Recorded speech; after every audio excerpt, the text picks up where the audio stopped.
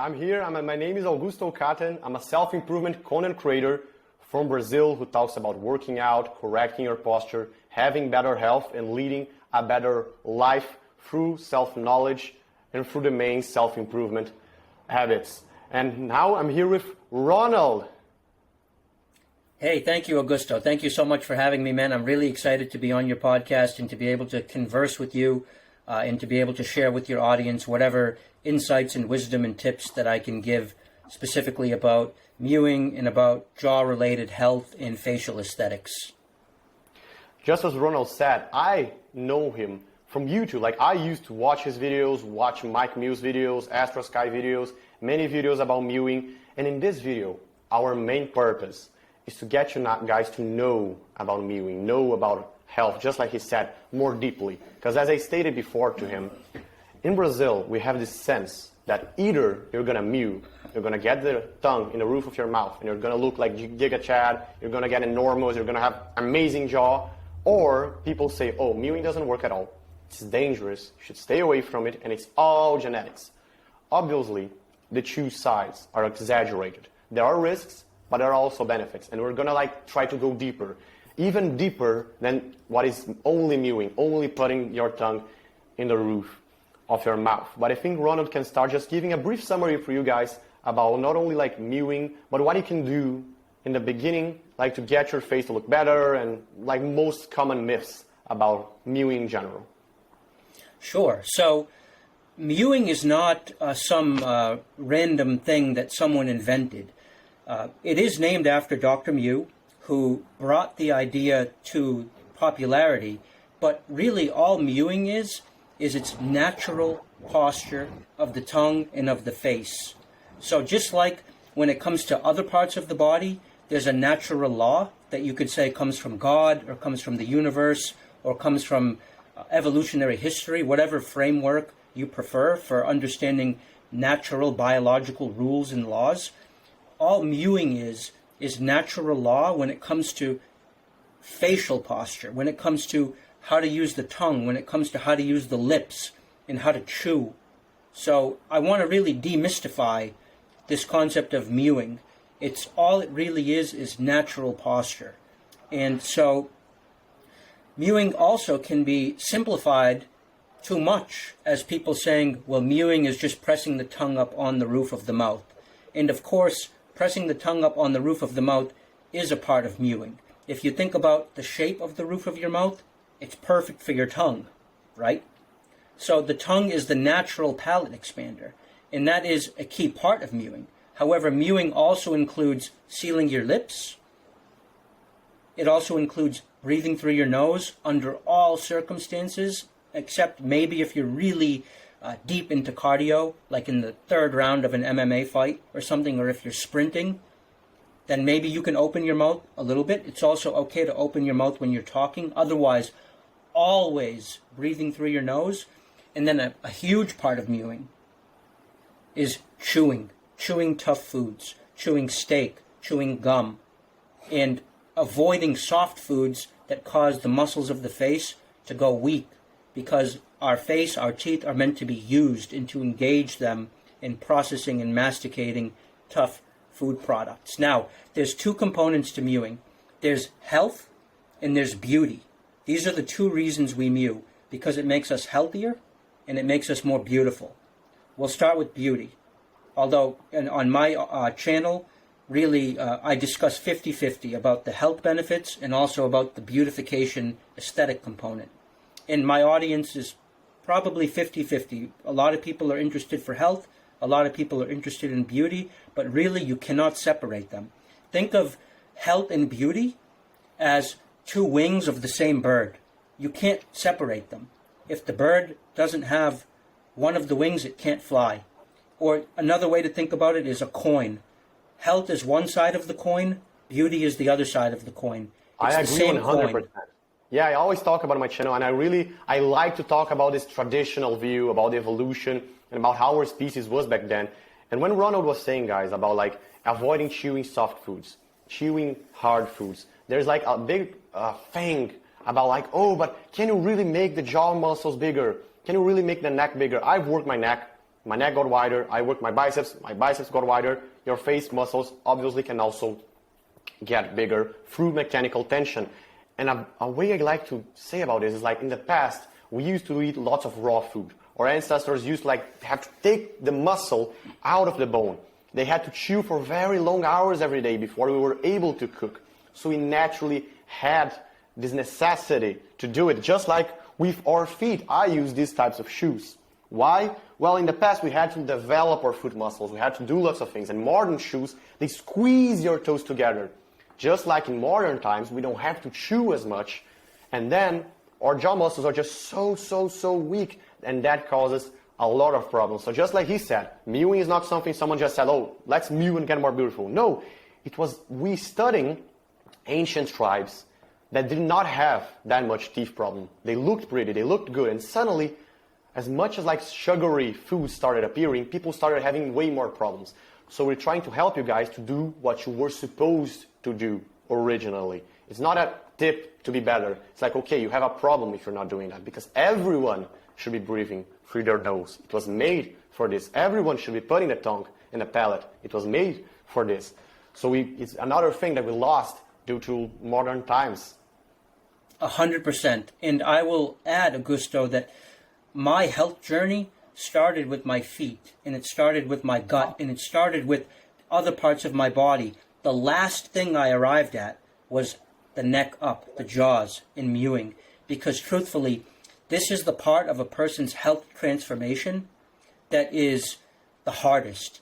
And it's the one that gets the least amount of attention in the public. And so that's why it's so great that someone like you, who's a general health coach, doesn't neglect this, because this part of the body, neck up, is so often neglected. Yeah, exactly. That's something that I see a lot, because when people go to the dentist, when you have gone to the dentist, they only look at your teeth. When you put braces, it's only about getting your teeth aligned together. It's only about getting brighter teeth. That's all people care about. And you really have to think about the health issues of it, because I know most guys who are going to be watching this are going to be asking me, well, Augusto, how do I get a transformation like yours? How do I get my face wider? How do I look like Giga Chad? How do I have this amazing jawline? I want to be pretty. I want to like get girls. I want to look aesthetically pleasing. That's amazing. You should do that. And just like Ronald said, you should understand, in health, for me, it's almost like, it's not even like the other side of the coin. For me, it's literally the same thing. If you're not healthy, you're really not going to look good. People look for health. They look for a healthy skin tone. Why do women like muscle? Muscle is a sign of health. They don't like people that are obese. They don't like people that are too skinny. They don't like people that are too short. Women are looking for fertile men who have good levels of testosterone and healthy habits. That basically does everything. So if you seek health, you're going to get beautiful. So don't even worry. If we're talking about health here, don't be like skipping. Oh, where does he talk about how to get a good jaw? This is how to get a good jaw. This is how to get like a more aesthetically pleasing face. It's all completely connected. It's actually really the same thing. Don't even like worry about it. So just to jump to the point about how the health and the beauty are connected, the reason that mewing is healthy is because it improves your airway. So the mouth and the nose are how we breathe. The air comes in through the nose and down through the throat. The throat is your airway. And so if your jaws are too small, then your throat is compressed and the air can't come down, and you end up snoring. You end up with nerd neck. In English, we say nerd neck is like this. Yeah. That geeky, like Napoleon Dynamite, where like that, their people are ugly and their jaw falls forward. People do this because they can't breathe. And so when we expand our jaws, when we mew and we grow our face, although we can talk about this, after a certain age, it's hard to actually grow the bones. Mewing is still important, but we can't really grow the bones after a certain age.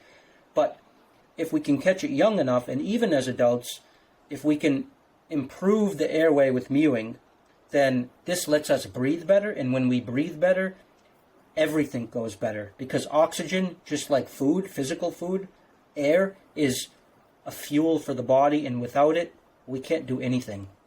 Exactly. And that's something people neglect a lot. I came from a bodybuilding background. I wanted to be a bodybuilder. I was a hard fan of the bodybuilding community. I was a fan of Ronnie Coleman, Arnold Schwarzenegger. And you know, most of these guys, obviously they're very strong, obviously they're very muscular, but in the bodybuilding community, cardio, in my opinion, is very underrated. People really don't take into consideration how much your breathing will affect your athletic performance. They don't imagine, even if you're bodybuilding, even if you're just pushing weights, how much not being able to breathe correctly will already impair you. Imagine if you had to do MMA, if you had to go through UFC, if you had to run, if you had like to swim. Those things are absolutely other level. And your breathing is actually very powerful.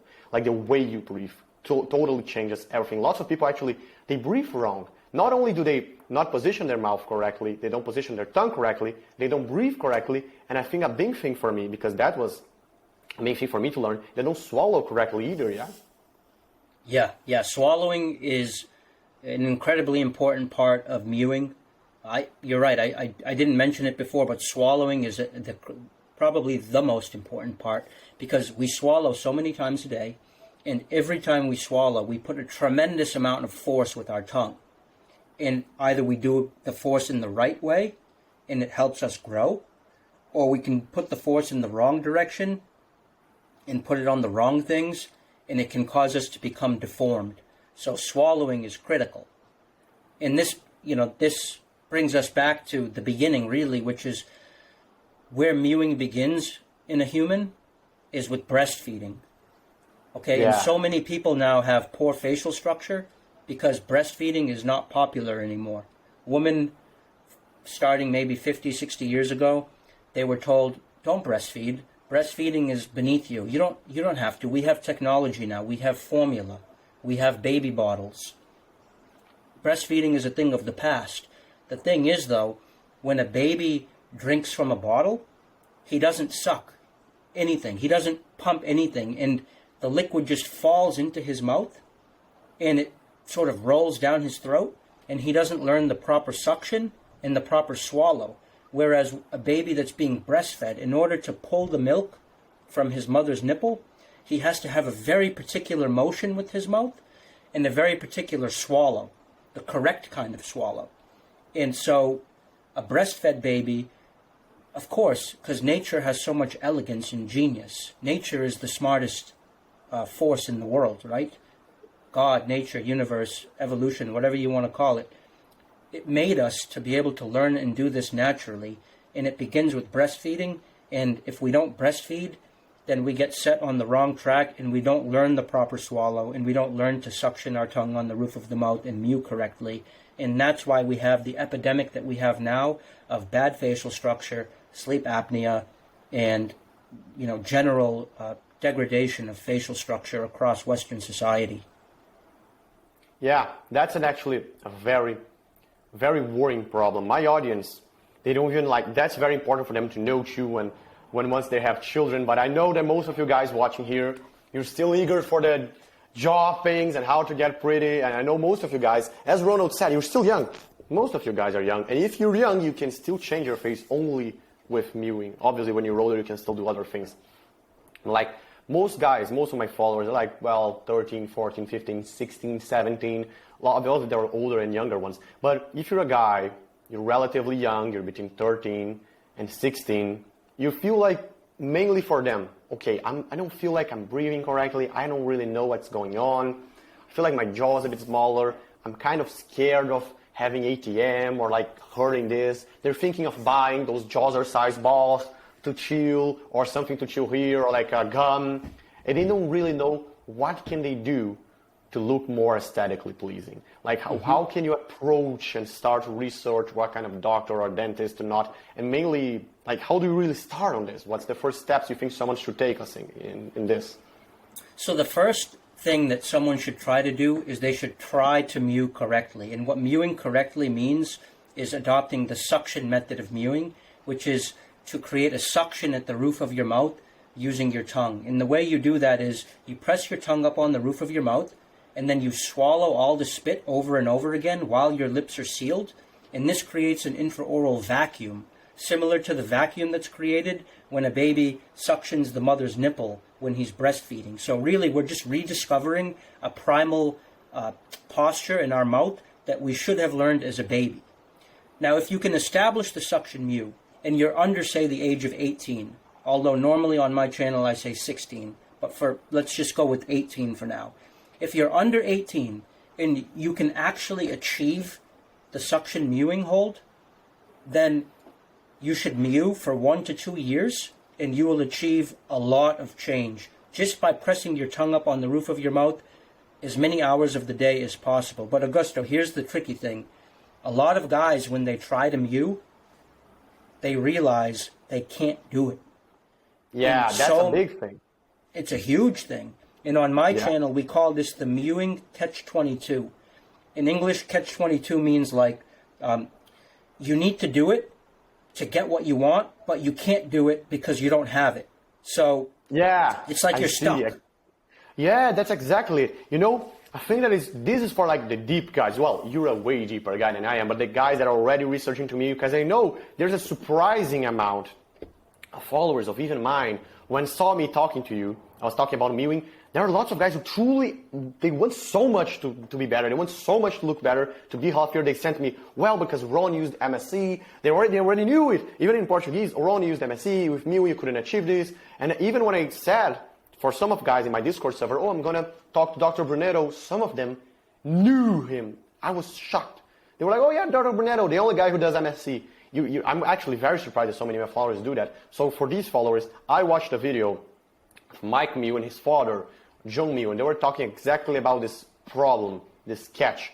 Mike was saying that, well, you can just put your tongue on the roof of the mouth and that's fine. And his father was like, well, but you need to get the root of your tongue. You need to get the whole tongue. And lots of people can't. Well, and Mike was like, well, but if they just get the tongue, that's going to be good. And his father was like, no, if you don't get your whole tongue and the root, you're not, the suction won't hold, it's not really going to work. And they were like truly talking about it. So I think a lot of guys will resonate. And that's one of the questions I got, one of the most common questions. Help, I can't mew, I think I'm doing it wrong. Or as it happened to me, I cannot breathe. Literally, I cannot breathe while I mew. So yeah, that's actually very common. That's a big part where you come in, yeah? That's pretty much what my channel specializes in, is when a person realizes that they're too small to even mew, then they're stuck. And so that's when you need to bring in what I call artificial expansion. You need to get the help of a doctor to make your mouth wider. If you can mew, then you can make your mouth wider by yourself. But for the people who they can't mew, how can they make the mouth wider if they can't even put the stimulus that is required? They can't. That's when you need to get intervention to give you a head start, to give you a boost. Exactly. You know, I saw a guy, that's just popped in my head, almost as if we were in a real podcast, but you know, I saw a guy, his name is Astrosky. Do you know Astrosky? Yeah, I know him, yeah. Yeah. Enormous jaw and everything. The first guy actually got me into me was him, because I just looked at him and I was like, oh my God, this guy looks like a model. It's really crazy, like Marvel actor. And he talks about thumb pulling, yeah? What do you think about that? So I've never done it, but a lot of people are doing it. I think you can try to do it, and if you're young enough, then I know you can manipulate the bones because the bones are still soft. But truthfully, Augusto, I've never tried it. And I would say after age, let's say 18 to 21, it's going to be very difficult to move your bones because the older you get, the more the bones become like a rock. So when you're younger, the bones are more like clay, and you can manipulate them and mold them. But the older you get, the more the clay becomes like ceramic. And to change it, you have to actually break the bone using an appliance like what you said, MSE. MSE breaks the bone for you. But maybe for someone who's young enough, they can try it with their tongue, with mewing, to help expand. Yeah, and just because now we're talking about these appliances, let's just talk generally. What really are these appliances? Is MSC the gold standard for it? Other options? Like most people, they don't really know. For most people, if you have to put something in your mouth, it's braces, and it's to align your teeth. What are you really talking about when you say break the bone or expand your mouth with something? Sure. So, Augusto, probably the biggest discovery I made on my channel is the right appliances versus the wrong appliances. Now, the right appliances are what we call bone-borne, which means they screw into the bone and they break the bone. The wrong appliances touch the teeth. Okay, so I'll show you what I mean. So you can, here's my skull that I used to demonstrate. Okay, we're trying to make this bone bigger. This bone is called the maxilla. Okay, most appliances that doctors offer you, they connect to the teeth and they push on the teeth. They look like this. You see this appliance? This was my first expander. It goes in your mouth and it pushes on the teeth to try to make your maxilla wider. That's the wrong kind of appliance. Those types of appliances, when they push on the teeth, they cause terrible, terrible destruction to the teeth, and you can never recover from it. Because when you hurt the teeth by pressing on them with orthodontic forces, it's like a tree. I don't know if you've ever done any kind of gardening or planting, but when a tree, if you dig up a tree and you try to move it to the other side of the yard, the tree never really comes back from that. It's always a little bit sick after that. Trees don't like to be moved. And once they start dying, it's a one-way path to death. The teeth are the same thing. When we put orthodontic forces on them with something like this, it starts killing the teeth. So you could have a guy like you, Augusto, who has beautiful, big white teeth. And you think, oh, you know, I'm going to go get an expander and make my maxilla bigger. But that appliance, instead of giving you results to make your maxilla bigger, what it does is it creates new problems for you. Now your teeth, instead of being big and beautiful and white and healthy, they lose gum. They lose alveolar bone. Alveolar bone is the bone that the tooth sits in. And you have root resorption of the tooth. In short, the tooth starts dying. So we want to avoid expanders that press on the teeth. The right type of expander is like the MSE. It actually goes not in the teeth, it goes right into the bone here. It screws into the bone, 2 screws on each side, and then it has a screw, and you turn the screw and it actually splits the bone like this. So it leaves the teeth alone. The teeth don't get disease from orthodontic forces pressing on them. And instead we go right to the bone, we split the bone, and we make the maxilla wider like this. And when we split the bone like that, we also make the nose wider. On the inside, it doesn't look wider on the outside. It doesn't make you look like you have a bigger nose. But it opens the nose from the inside, helps you breathe better through the nose. And nose breathing is so important because I don't care how big your maxilla is. You can have perfect caveman maxilla, but if your nose is stuffed, you're going to breathe through your mouth no matter what. Yeah. So MSE hits the problem from 2 sides. From the maxilla side, it gives you more space for your tongue. And from your nose side, it opens up your nose and helps you be a better nasal breather.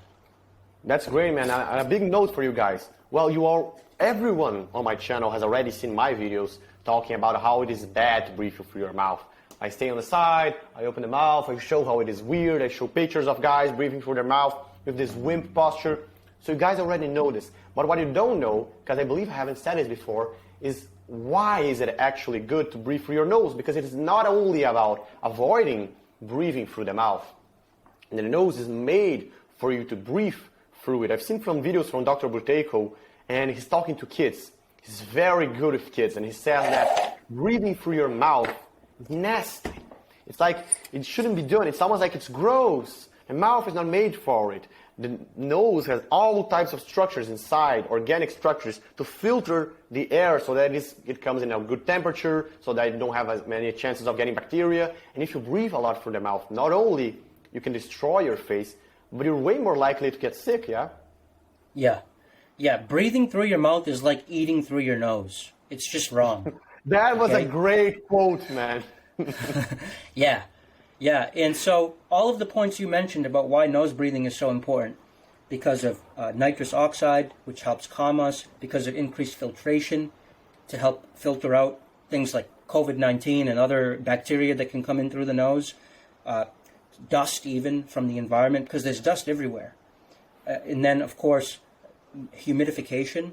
The nose helps us retain moisture, because when we lose water, and then we get thirstier. And in some places, Augusto, if you breathe through your mouth, you can't survive. Like in Africa, in the savannah. Yeah, of course. I dumping all that moisture. Yeah. You can't do it.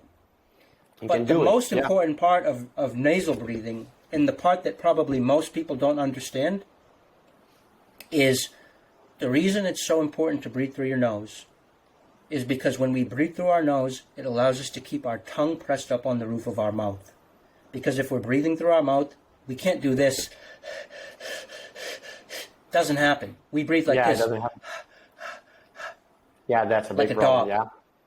Yeah. And Like a dog, when we have our tongue on the floor of our mouth, we aren't mewing.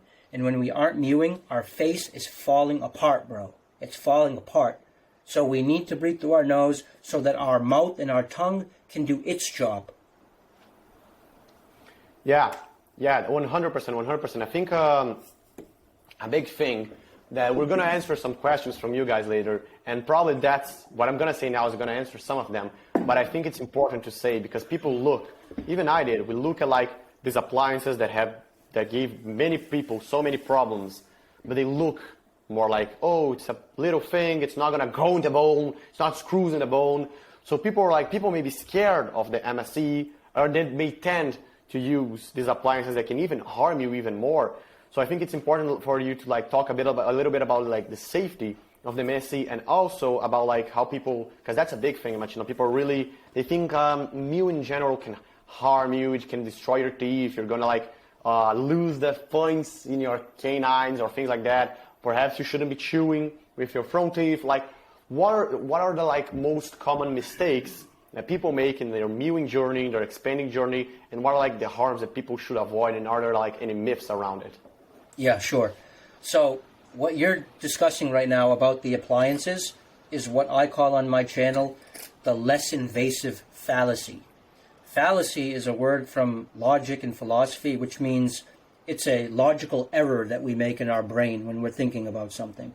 So the least invasive fallacy is when people think, you don't need an MSE, it's so invasive, it's a surgery. Why do you want to screw into your bone? Your face is fine. You're not that extreme. You don't need surgery. Why don't you do something less invasive?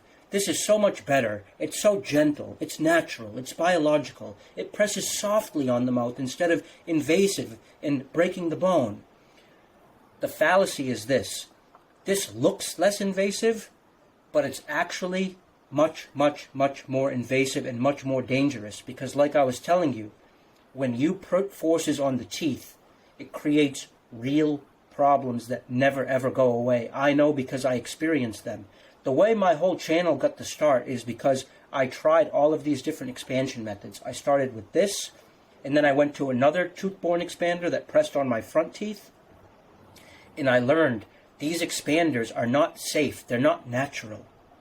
They're not less invasive. These things are wolf in sheep's clothing, meaning they look innocent, but they're actually extremely dangerous.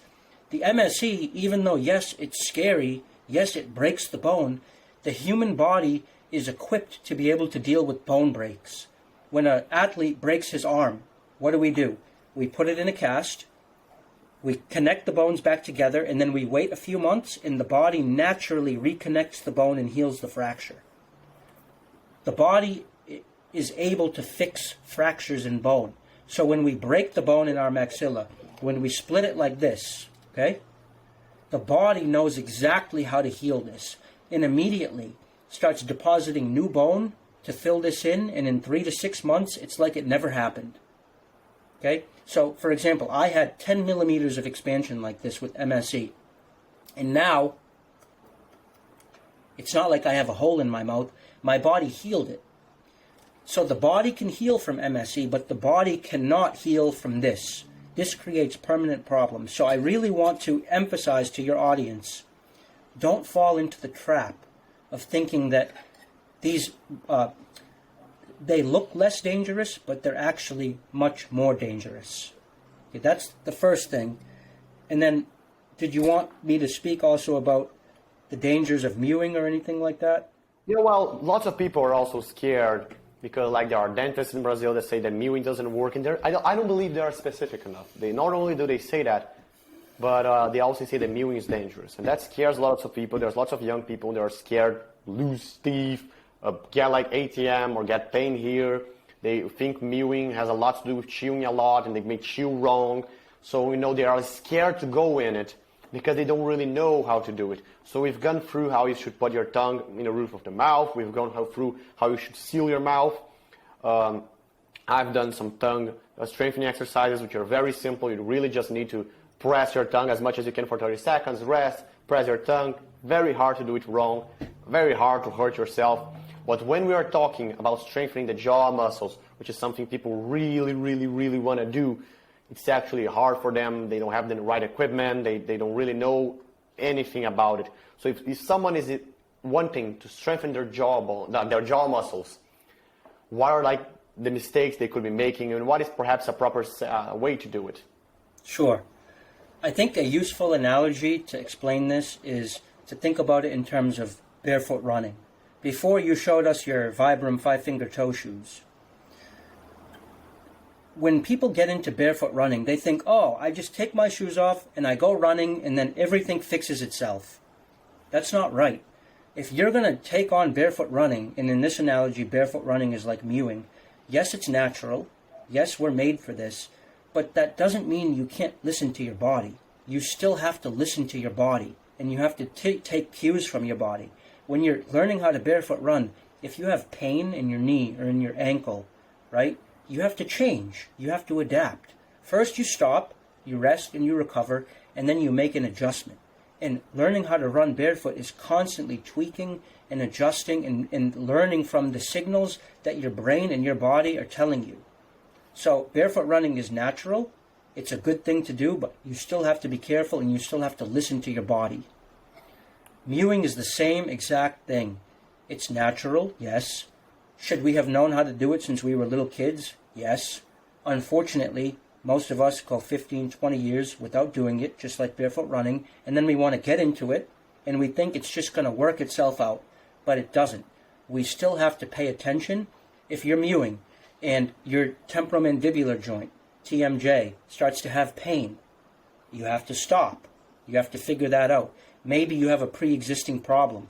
Maybe you need to see a dentist and you need to do some orthodontics to get your bite right. Similarly with chewing. People, they think, oh, chewing gum makes me better looking. I'm just going to chew 5 pieces of gum at a time. This is very dangerous. If you have a pre-existing joint problem here and your bone structure is not aligned to be able to have those forces, and you put all of that chewing, you're going to create more problem. So you have to immediately, if there's pain, you have to stop. If you can't breathe, you have to stop. Of course, you can't do something if you're not breathing, right? Yeah. And so you have to listen to the signals your body is giving you, and you have to constantly be reacting. Yeah, that's 100% right. And something that I really like to emphasize is you guys have no idea the advantage you have for being young. I'm already young. Imagine you, and most of you are even younger than me. As Ronald was saying, when I started researching into barefoot running, I saw lots of guys, like I was younger, I got into barefoot running some time ago. I saw lots of guys saying that it could be dangerous, that you had to go soft into it and everything. I wasn't very wise in analyzing the consequences. I just got into it. I had some pain here and there, but why? Well, I was young. I did lots of barefoot running already in grass. I played soccer barefoot, which is basically running. So if you're young now, and you start to mew, and you start trying to expand your maxilla, that's going to do you wonders. If I was able to learn about even more of what I did and starting expanding my maxilla even earlier, I could probably look even better. But not only about results, it's about being easier. It's about if you're young and you start barefoot running, it's going to be even easier. Your body's more adaptable, just like Ron said. Your bones are more adaptable. Your body's more adaptable. Your brain has more plasticity. It's easier for you to learn things. It's going to be a softer way. The easier you do it, the better. You guys have no idea the advantages you are having through learning, not only from my experience, but from Ronald, that had to live with it, get problems, lose money, lose time, go through all of these efforts. So now he's offering you an immense value for you to go through this now when you're younger, and you're like, if you start like mewing right now, you truly go deep into it and you do it, it's gonna be like a few months, perhaps a year, and you're gonna forget about it. Naturally, you're gonna be beautiful, you're gonna be healthy, you're gonna live a way better life, and you didn't even have to worry about it and think about it. So I really like This is a very important thing to me. I really like this idea of contributing to society and to humanity by sparing people of effort and sparing people of losing their time. When you go to do math and you have a triangle, like, you don't have to do all of the calculus necessary to figure out the area and everything. You can just use Pythagoras' theorem. Why? Because Pythagoras went through all of the work to spare you of the effort. He already figured it out. And that's amazing. I believe that's a big part of humanity, because we build on each other's effort and on each other's life. So now what Ronald especially is offering to you guys is exactly that. Instead of you having to go through all the process and potentially hurting yourself, you can get it. So that's a big thing. You have to take this chance, guys. Yeah. So I will add, Augusto, I didn't start mewing until I was 24 years old. So I'm maybe much different than your audience, who's younger than I was when I started. If I was 14, 16, even 18, 20, man, I would make it my life's mission to really figure this out and to start the process, because it's a marathon, not a sprint. And at that age, you really have the potential to change everything in your face and in your body. When I started, I was 24, and I tried mewing like hard. They call it hard mewing, like really pressing my tongue up on the roof of my mouth hours and hours a day. And it did strengthen my muscles, which is good. And it did strengthen my tongue, so I did become a better nasal breather and pressed my tongue up on the roof of my mouth. But it did not change the width of my bone, right? So I was too late to change the bone. So my story is a little bit different than maybe most of your audience. If they're younger, then I really encourage them to listen to your words and to start the process now of figuring out what God intended for them to really be doing with their face, with their facial muscles, their tongue, their lips, their nose, their swallow, and all of that. Start the process now and set the ball of change in motion, because change happens slow. So, for example, one piece of advice that I would give, right? It's a simple thing that people can do. If you're already working out every day, let's say you're doing 15 minutes of cardio a day, running 1 mile a day or something, right? And doing 30 minutes of weight training a day. Set the intention. Do it with your mouth closed. Just try to lift weights and try to run, only breathing through your nose. That one change in that 1 hour a day of keeping your lips closed and pressing your tongue up on the roof of your mouth while doing an intense activity, that by itself is enough to start changing your body. That's great, that's great. I did a lot of that. And what I just thought now was about reviewing some possible exercises, because those things are just out there on the internet that people want to do. Let's talk a little bit like the main one, which people want to do, because the ones that I'm going to suggest here are more deep ones for people who went even more into research. But most people, they really just want to focus on the jaw. So if someone would like to get their jaw stronger, and they're like, okay, I can't buy chisel, which is like gold standard, like only sells in Europe and everything. People here, they don't have access to that. They could buy perhaps a ball that you put here. They could just get like a towel and press on it. They could just do something like that. They need to get creative, and they want to strengthen their jaw. They don't want to just keep their tongue on the roof of their mouth, because they feel like they really want to get this wider jaw. I can see right now that you have a bit of a wider jaw. You know, my jaw is not at such a steep angle as yours. You have your jaw, you have your chin, and then your jaw really goes. And most guys, they're really looking for that. They're looking for this deep vacuum that goes here in their cheekbones, because that is what truly they believe will make them attractive. And I believe it makes an enormous difference. So how can one go by to achieve that? The key, Augusto, is to find ways of mewing that you can habituate into your everyday life. So I'll be honest with you, I don't spend any time each day focusing on pressing the tongue up on the roof of my mouth. Instead, I incorporate my mewing into other things that I'm already doing. So, for example, number one, I eat a lot of steak. I'm on like a mostly carnivore diet, so maybe like 65% carnivore. I still eat lots of plants, but I usually start my meal each time with a piece of meat. Meat is perfect for mewing. Number one, because it's tough, you have to really chew. Okay, it really gives you a workout in your teeth and in your cheeks and in your muscles. But number two, it's not hard. It's not like a hard candy or something that's going to break your teeth. Because another very common mistake people make with mewing is they go to something that's really hard and they break their teeth. Yeah. Because a lot of people who come into mewing, they have a lot of cavities because they were mouth breathers, and mouth breathers have a lot of cavities because mouth breathers have a dry mouth, and a dry mouth gets a lot of cavities. And if you have a lot of fillings in your mouth, then chewing hard things will break your teeth. Meat is tough, but it's soft. It's not going to break your teeth. It's only going to strengthen your muscles. And if you do that twice a day, once with each meal, that's an automatic way of mewing that you don't have to think about. You just do it while you're eating, and you get really good nutrition because, in my opinion, and this is more controversial, steak is very healthy. Yeah, I Right? agree 100%.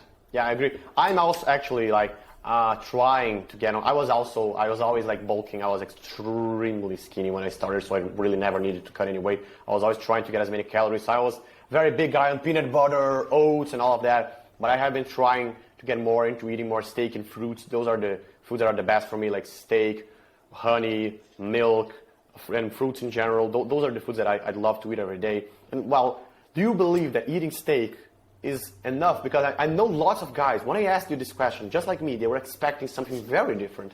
And then you said like, oh yeah, well, I try to keep the rump in my mouth and I eat steak. They were probably like, wait, what? Didn't he say nothing about chisel, about jaws size? What about putting like a rubber thing in my mouth? They really think in a more bodybuilding sense. They think like, well, how can I get mechanical tension and create hypertrophy in my jaw muscles, in my masseter? Do you think that's not needed, perhaps? That is just I don't do that. an exaggeration. You don't do that. It's not natural. It's not natural. Think about That's it. interesting. The cavemen, do you think they did that with their mouth every day? Or do you think No, they yeah, that's a great point. I just thought that perhaps cavemen would eat raw meat that would be like so dense and so hard to take off their bone. They couldn't cut it with knives at all times, so they had like to really rip it off. So I thought that perhaps a medium rare steak wouldn't be enough. So you can do that with your food, and that's a really good point, Augusto. So one pro tip, deep level tip, I think you call it. The deep tip is when you're eating a steak, a lot of times what people will do is they'll cut it up into pieces and they'll put the pieces right onto their back teeth, right? And they chew with their back teeth. If you really want to get the most out of your chewing, take the piece of steak, and I know it sounds gross, but with your hands, and bite into it with your front teeth and then rip. Because this is the force that you're describing. When you kill an animal in the wild, and you can see other animals do this, they tear with their front teeth. And that's the stimulus that pulls your bones forward. And it's like similar to the jawzrsize, which focuses on the front teeth. That's how you simulate that. That's how you stimulate those front teeth. You can do that with food. Yeah, and what is really your opinion like? Because that's something people say a lot here in Brazil. Dentists, orthodontists, they warn that jawzrsize is dangerous. They believe it is way too far away from the joint. That if you were to use anything, it should be here and not here. They say that using a jawzrsize could damage the front of the teeth because they're not molars. They're very thin. You're concentrating the force on a small point. What do you think about jawzrsize? Is it only not needed, or is it also potentially harmful? So I can't use it myself because my front teeth are basically destroyed by an appliance that I used. So my front teeth, I have a very hard time chewing with them. So even if I wanted to use jawzrsize, I couldn't. Here's what I would say about jawzrsize. It's not true that you should only use your back teeth, and it's not true that you should only use your front teeth. Think about it. Use common sense. Think like God. Think like a caveman. You should use all your teeth. Every tooth has a different function. Sometimes we're tearing steak, and then once it's in our mouth, we use the back teeth. So we should use all of the teeth together at the same time. Sometimes we chew with the front, sometimes we chew with the back. For jawzrsize, I would say it's perfectly fine. Just do it in moderation. Do it in moderation. Here's the big problem with jawzrsize. If you only use jawzrsize, you're going to have asymmetry in your stimulus. It's like only working your biceps. Yeah, I see. You also have to work inside. You don't just want to press on your teeth. You also have to press up on the roof of your mouth with your tongue. On the roof of your mouth. Yeah, that's a very important thing. Because that's what causes your mid-face to come out three-dimensionally. Otherwise, you end up developing only here, and you may end up with like a prominent front part of your mouth, but a recessed mid-face. Yeah, that's great. I think it's the perfect time now for me to talk to you about my workout, because When I was even younger, now I don't really do it to be honest, but I used to do a bit of a workout, which was like a mewing-based workout, which was made for me to like try to, I don't know, compensate for the fact I wasn't able to do an MSc or something else. I felt like I couldn't breathe, and I just researched some things. One of the things I did was an exercise that was recommended by Mike Mew, which was the Mackenzie chin tuck. So I did the Mackenzie chin tuck. I did a tongue press, which is an exercise where it's almost like HIIT cardio. You press as much as you can for 30 seconds, then I rested, did Mackenzie chin tuck, and then did this again. I did this, and I used chisel, which is something you put in your molars and you chew. What is there any use to the Mackenzie chin tuck or perhaps the tongue press, or you believe that just those are redundant in the face of just keeping your mouth sealed? No, I think they're incredibly important. I think you should do them in moderation, and I think that the real value of the Mackenzie chin tuck is that it helps you come into touch with your neck. It helps you know that your neck is there. Because, bro, how many people who train, they don't even ever train their neck. They don't even realize the neck needs to be trained. How many people do you see at the gym, they have a huge shoulders and chest, and then their neck looks like a pencil, right? Exactly. And no, that happens a lot. That is very common. Bro, do you know Derek from More Plates, More Dates? I know. So, Derek, he's a good dude. Like, I'm not trying to throw shade on Derek, but he's huge, bro, but his neck is kind of weak. Well, Jeff Nippert is a great example of that. I don't know, I probably have done videos, but Jeff Nippert, which is a big inspiration for me in terms of high quality gym videos, very well edited, very well presented. If you guys just research Jeff Nippert's neck transformation, it was insane. Dude's a world level powerlifter, extremely strong, very bulky, and even a short guy, a puffy guy, a guy who you would imagine not like a 6 feet guy, which is more common to have a pencil neck. No, he's a power lifter, he's bulky, he did lots of squats, which is a heavy compound movement that people tend to say targets all of your body and don't really need to do ab work because you're already doing your squat, which is something I don't believe. I believe your spine needs flexion and rotation. And he had a pencil neck. He had an extremely small neck. His neck transformation is the most unbelievable neck transformation. And if you see, it's almost as if his face did not change, but it also kind of did, you know. He just looked so much different. Not only did he look more attractive, more beautiful, he looked stronger overall. It made a bigger difference than, it almost made a bigger difference than the V-taper, and having big lats and big shoulders and a tiny waist. So yeah, it makes an enormous difference. And something that is really funny is that my Mackenzie chin tuck video is your video. I just clicked on the link. So I had videos, and it's another great mewing hack, a video from you 3 years ago. Talking about like the occipital thing right here in the back and the Mackenzie chin tuck, Yeah, man. The neck is, I would say, equally important to aesthetics as the jaws. I mean, it's part of the same thing. I don't care if you're wearing a winter jacket, people are going to see your neck. And if you have a weak-looking neck, that instantly signals weak beta.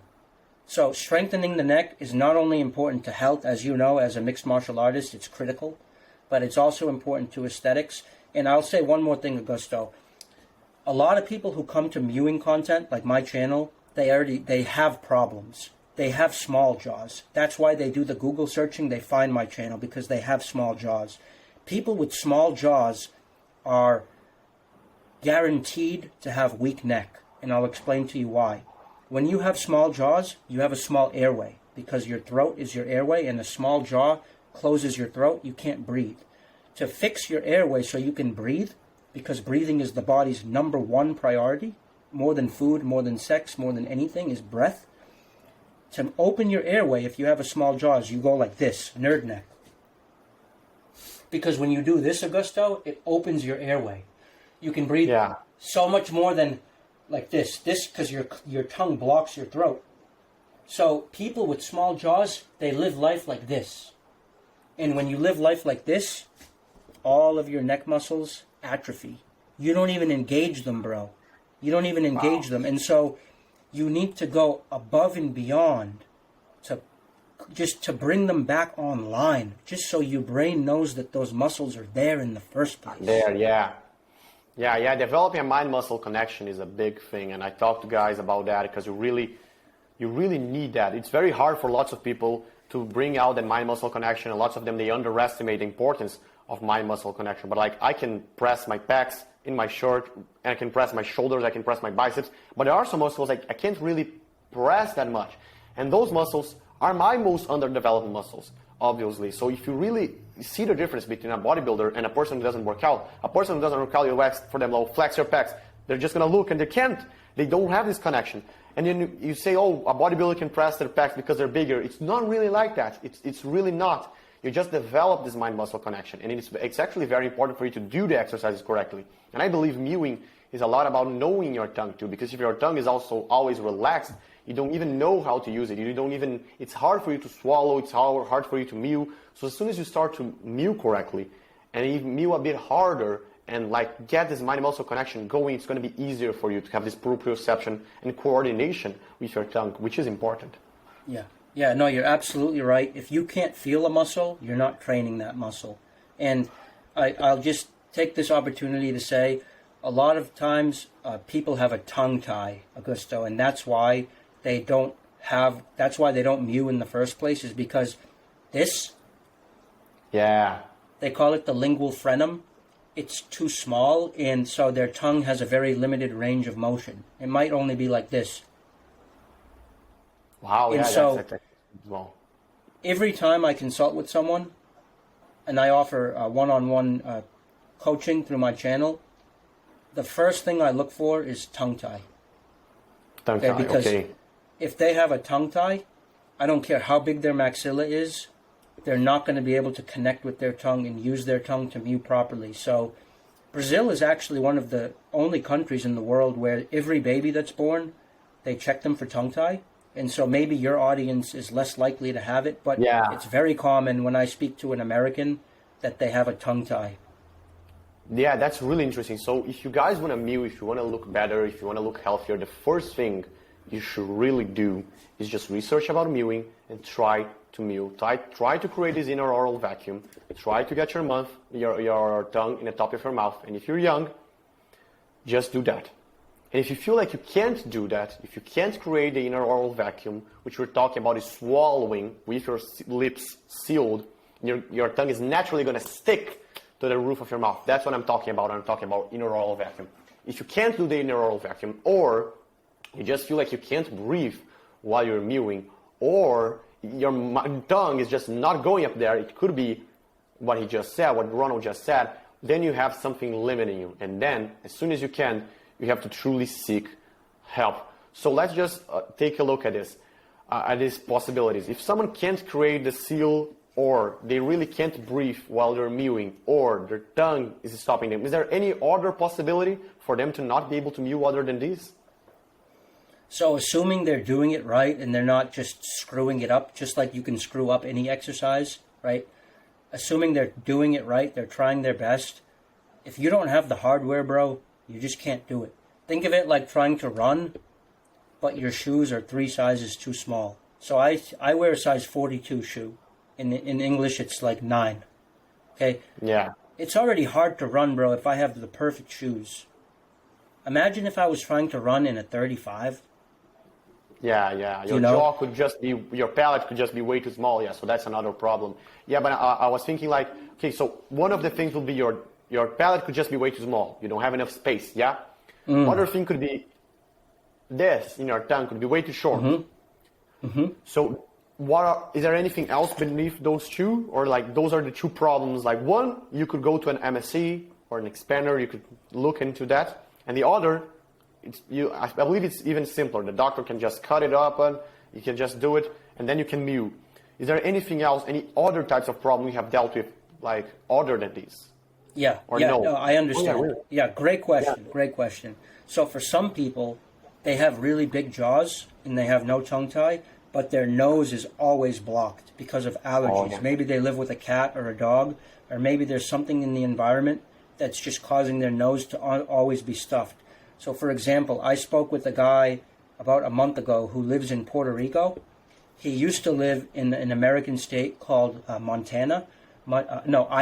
Idaho is very cold, and in the winter you need to use the heat a lot, right? And when you have cold outside and you use the heat inside, it dries up the air in the house.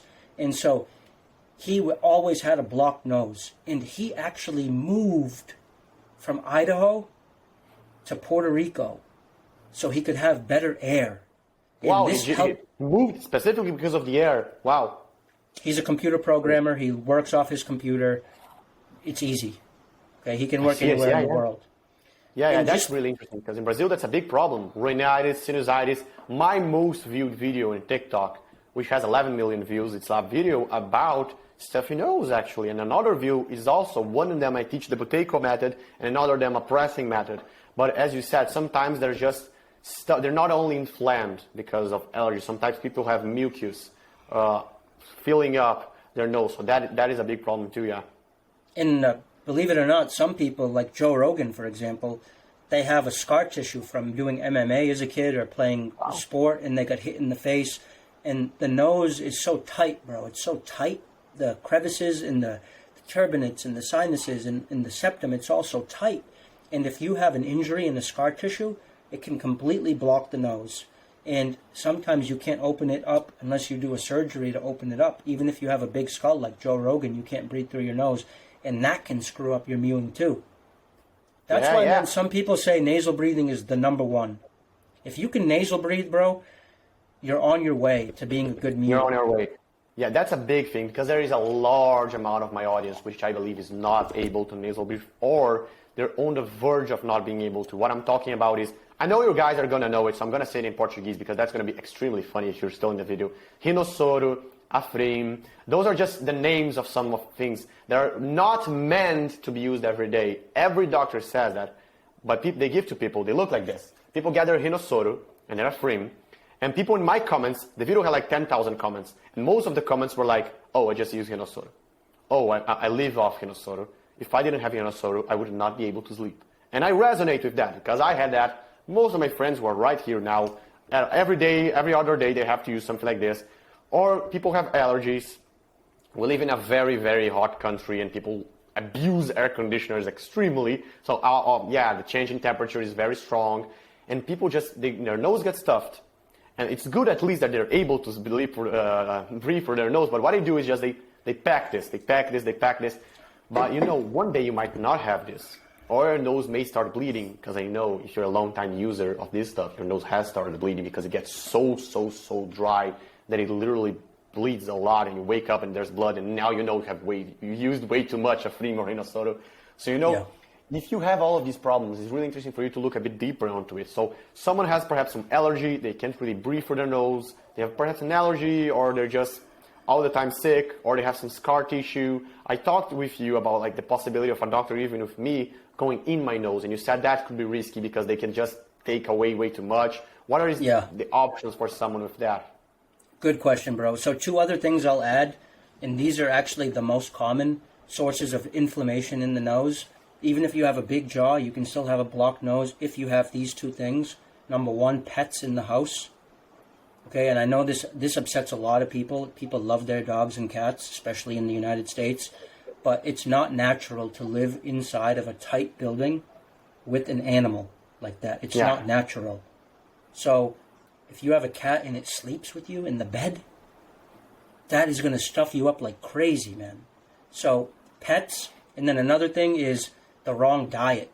You really have to figure out what the foods you can eat that are going to allow your body to not be inflamed and to be chill. Because, for example, I spoke with a vegan a couple of months ago. He was on a vegan diet for 7 years. Vegan diet. Vegan diet. And I don't want to argue about is vegan good, is vegan bad, is meat good, bad. Forget about that.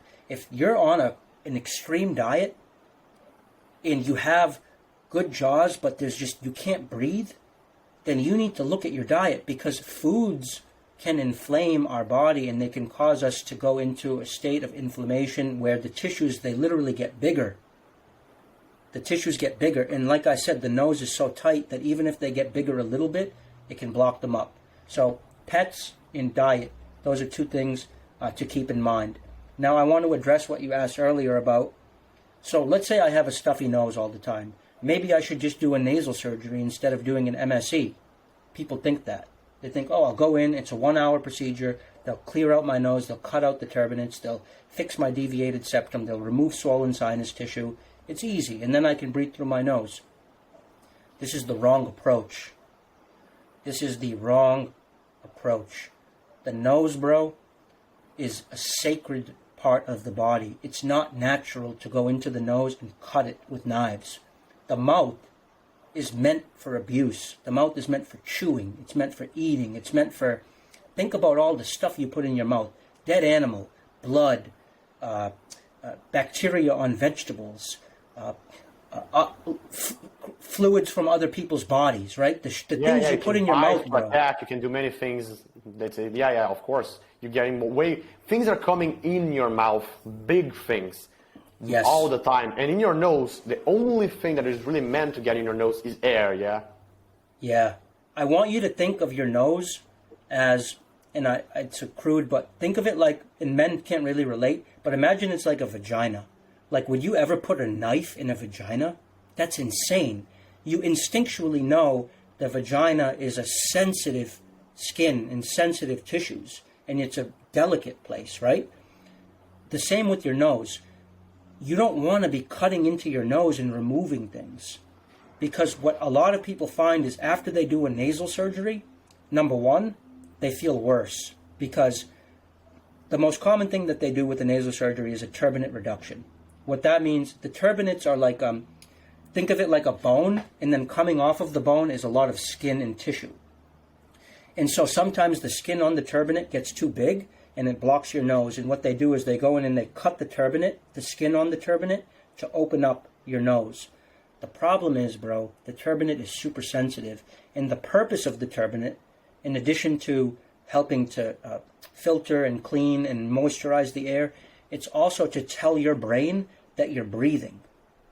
So if you cauterize the turbinate, because normally what they do is they put in a laser and they heat it up until it shrinks. If you do that to your turbinate loses the ability to feel air. And then what happens is you get a condition known as empty nose syndrome, ENS. Wow. This is a condition where you're actually breathing more. You're getting more air because your turbinate's smaller and the air flows better, but your brain doesn't even know that you're breathing because the turbinate lost its ability to feel. So you feel the lack of air constantly. So you're breathing, but you don't feel like you're breathing. Bro, it's torture. And ENS drives people to suicide. It drives people crazy. So this is what I mean when I say the nose is sacred tissue and we don't want to go in and start cutting things. The tissues in the nose are super sensitive. The better way to expand the nose is by doing this. Watch what happens when you split the maxilla. You go like that, and then look what happens to the nose. Look. Yeah. You believe it opens the nose. That can help really a lot of people who naturally have smaller noses. Yeah, but that doesn't really fix the allergies part. But you think just having a bigger nose makes you more able to deal with allergies too, yeah? Yes, because think about what allergies are doing. Let's say your nose is too small by 30%, right? And the allergies are causing 30% swelling. That means if you have allergies, your nose is blocked. You're done. But let's say the MSE can open you up 50%. Now the allergies are causing you 30%, but there's still 20% left of space for you to breathe. So you can still have the allergies, but because the MSE made your nose bigger, you can actually breathe even though the tissues inside are the same size as they were before. Even if they're inflamed, you just make the bone bigger and you can start breathing again without cutting anything, without getting empty nose syndrome, without a knife in your nose or a laser in your nose. It's just a much better approach. And you get a bigger mouth so you can mew better at the same time. That's all really interesting. I believe we're almost done. We can head to the questions in a quick second. And just to close by, I wanted to say something specifically. This is for like the try-hards people, mainly for your audience, which probably have heard this a lot, but for some Brazilian guys, like which have a little bit more money in the condition and perhaps they could research into it. You are a big proponent. You really talk a lot about the MSC. You believe it can fix many multitude of problems. So your experience with the MSC has been probably really, really positive, yeah? And what are really the risks? Have you seen, is there like an enemy of yours, another guy, content creator, which says that MSC is bad or it shouldn't be used? What are like the problems, the potential things, or like myths about the MSC or something? You already told about the fallacy of it, that it is too invasive. Yeah, so that's going to be the number one criticism of MSC. It's going to come from the people who say, don't do MSC, do a tooth-borne expander because it's less invasive. That's just basically bullshit. I already addressed that. I'll put that on the side for now. The real risks of MSC, and this is the focus of my channel right now, is helping people figure this out. There's two. Number one, failure to split. And number two, asymmetry. So, a lot of people, when they try to get the MSC, the suture just doesn't split because the appliance isn't strong enough. So they go to the doctor, they pay the doctor, however, a couple $1,000s, they put the appliance in their mouth, which is very painful, and then they turn it, but nothing happens. And this is very sad, very upsetting for a patient. So that's the first thing that can happen. Now, there's many things you can do to make sure you get the split, and my channel has all sorts of content about that. Probably the number one thing you can do is you can either get lots of holes drilled in the suture to help weaken it, or you can get what's called a piezotome, which is a surgical assist where the doctor goes in with basically an oscillating saw and cuts the suture, then puts the MSC in, and then you're guaranteed to split. The second risk with MSC is what we call asymmetry. This is when you put the MSC in and it starts expanding one side. It starts expanding, but what happens is one side gets expanded like this, but the other side doesn't move. And this can fuck up your face. It looks really ugly. And it also messes up your bite. Because one side of your mouth is biting good, and then the other side of the mouth, it has no bite. And when you lose your bite, it's very, very bad for your health and for your sanity. So, if you can get a split that opens and that's even, there's basically no risk at all. Like I was saying before, distraction osteogenesis, which is when a bone breaks and then the body heals it. It's a natural process in the body. If it goes good, there's no risk. The risk happens is if the treatment goes bad with failure to split or with asymmetry. I see. That's really interesting. So I think you guys, if you want to know more about MSC, check Ronald's channel. It's most certainly going to be in the bio of this video and in all places. You can just type in, it's JawHacks, yeah? Yeah, JawHacks, no space. JawHacks, no space. So yeah, now I'm going to take a look at some of your guys' questions. You send me some questions. I believe many are going to be already answered because I read them. So let's take a look at a few. Oh, wow, there's a question in English here. That's interesting.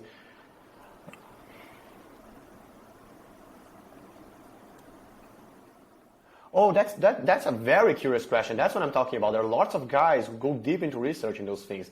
Let's say a person has high, wide cheeks already, indigenous people from South America.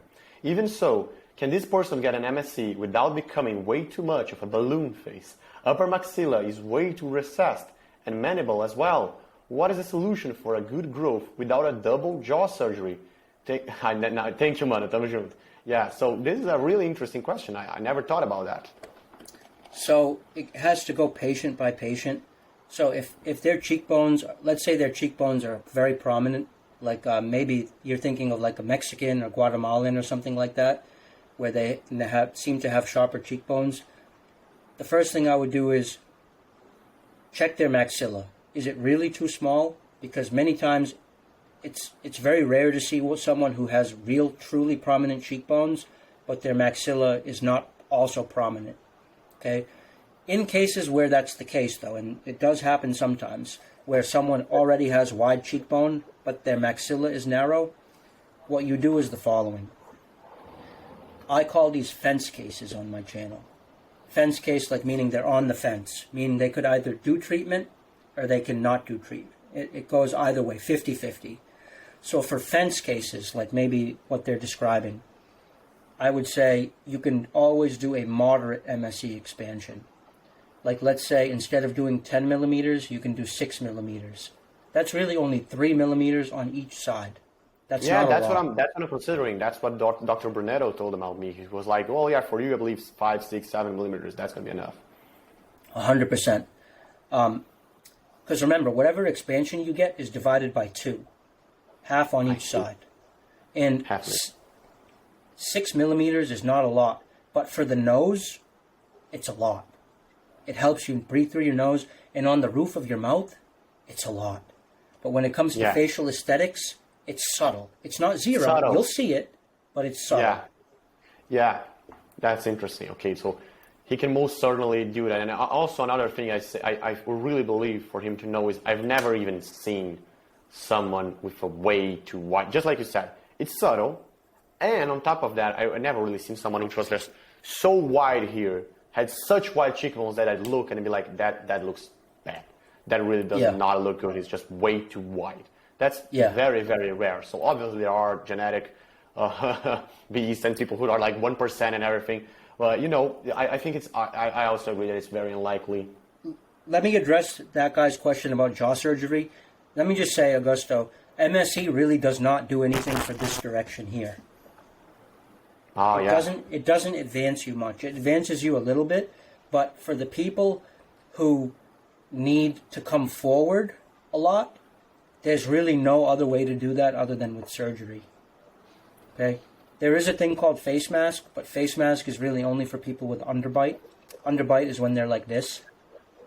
Oh, yeah. Yeah. So that's called a class 3 malocclusion or an underbite. Most people are not class 3. They just have what we call class 1, which is their normal, like this. But their jaws are just back. And for those people, the only way to really bring your jaws forward is with what we call MMA surgery. So MSC does not fix everything. Sometimes you need surgery. Sometimes you need surgery. It's interesting.